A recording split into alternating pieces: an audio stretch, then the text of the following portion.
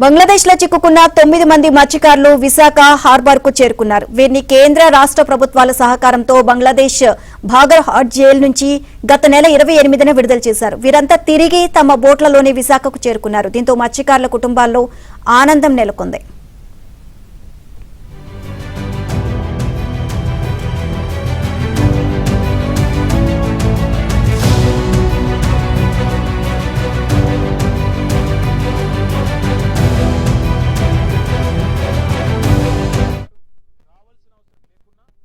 October 15వ తేదీన మా ఊళ్ళో ఫిషింగ్ హార్బర్ నుంచి వేటకి 9 మందితో 735 బోట్ నెంబర్ గల బోట్లో ఫిషింగ్ వేటకు బయలుదేరారు.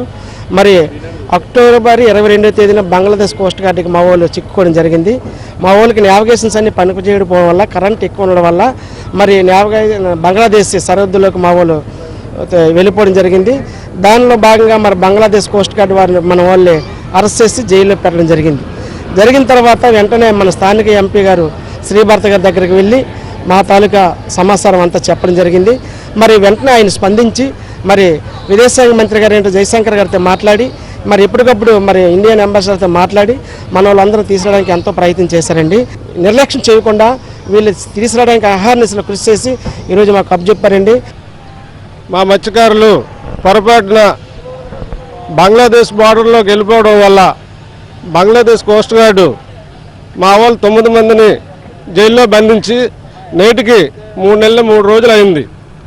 మరి ఈరోజు కూటమి ప్రభుత్వం చొరవతో మా వాళ్ళందరినీ సురక్షితంగా వాళ్ళ కుటుంబ సభ్యులకి అప్పచెప్పడం జరిగింది.